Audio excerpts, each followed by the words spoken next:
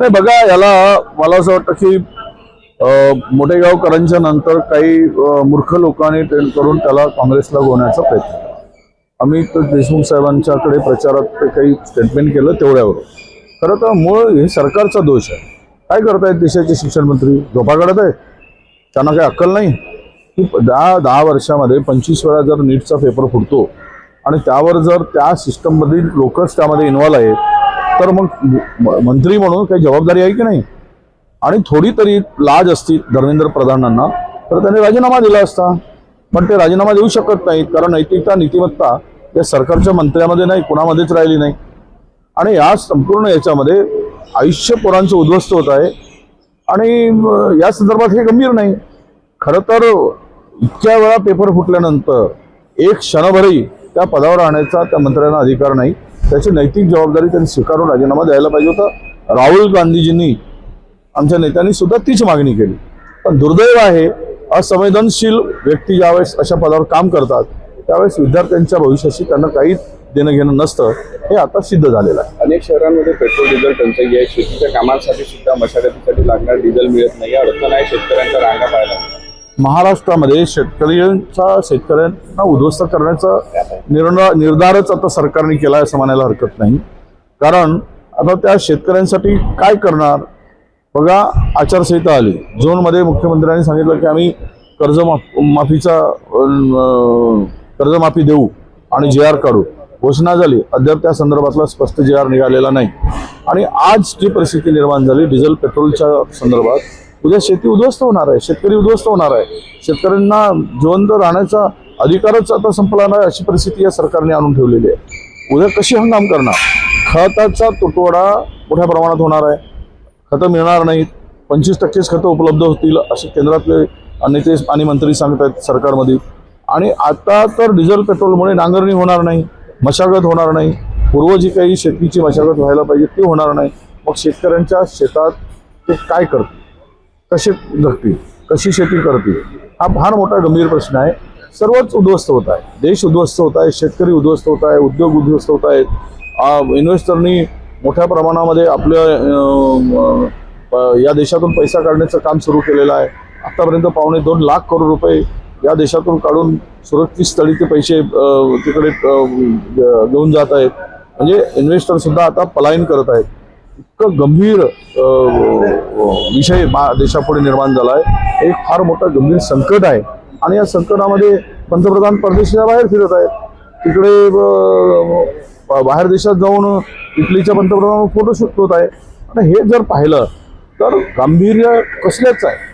तरुण रस्त्यावर उतरतो आहे, शेतकरी उद्ध्वस्त होतो आहे, उद्योग उद्ध्वस्त होत आहेत, आदिवासींचे हाल आहेत, कुपोषणाचं प्रमाण वाढलं आहे, कायदा सुव्यवस्था उद्ध्वस्त झाली आहे.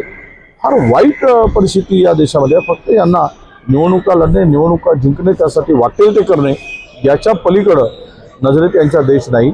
आणि त्यासाठी 2 धर्मामध्ये तेढ निर्माण करून मताची पोळी शेकणं, भाजणं आणि ती त्या पद्धतीनं काम करणं असंच सरकारचं काम आहे. काँग्रेस पार्टीची चर्चा खूप सुरू होती. त्यांचं एक सँडल अकाउंटही जे आहे ते बंद करण्यात आलं. त्या पद्धतीने सुरू आहे. तरुणाची एक वेगळी मोहीम पाहिली.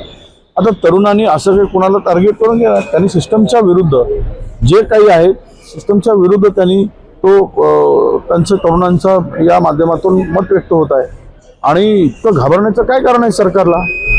ज्यावेळेस अशा त्यांचं एक सँडल बॅन केलं जातं किंवा त्याला थांबवलं जातं, याचा अर्थ असा आहे की सरकारच्या मनामध्ये भीती आहे. तरुण रस्त्यावर उतरला तर आमची काय गती होईल? आणि ते होणारच आहे. आज नाही उद्या होणार आहे. ज्या पद्धतीनं तरुणाईला उद्ध्वस्त करण्याचं काम, बेरोजगारी ज्या पद्धतीनं वाढते आहे, हाताला काम नाही, केवळ घोषणाबाजी, हिंदू मुस्लिम, भारत पाकिस्तान, एवढं करून काही तरुणांचं आता पोट भरणार नाही आहे.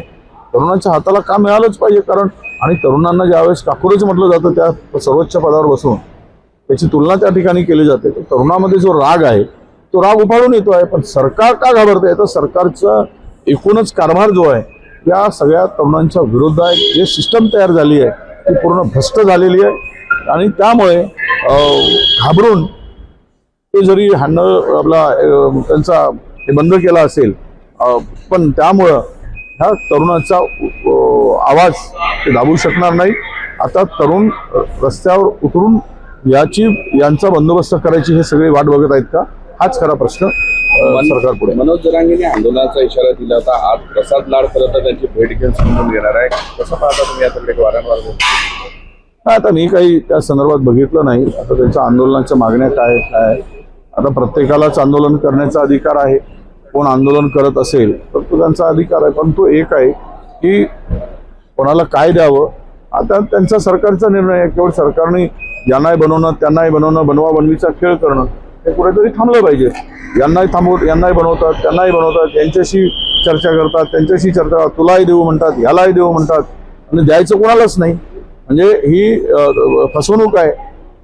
जे एक पिक्चर होतं तर अशी ही बनवा बनवी, ही सगळी बनवा बनवी आहे आणि यामुळं याचा उद्रेक सगळ्याच समाजात उद्या दिसणार आहे.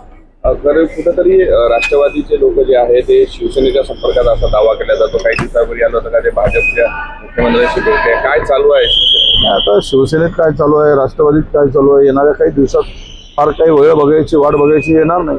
लवकरच या संदर्भात जे काही होणार आहे ते दिसणार आहे. फार फाटाफूट करून यांना खरं तर मित्रपक्षाचा वापर करून सरकारमध्ये फेकून देणं, वापर करून एवढंच भारतीय जनता पक्षाचं काम आहे. यांनी त्यांच्यामध्ये आज काही राष्ट्रवादीमध्ये जे चाललं आहे, शिवसेनेमध्ये चाललेलं आहे, तर हे पुढच्या काही दिवसामध्ये स्फोटक परिस्थिती या दोन पक्षामध्ये निर्माण झालेली दिसेल.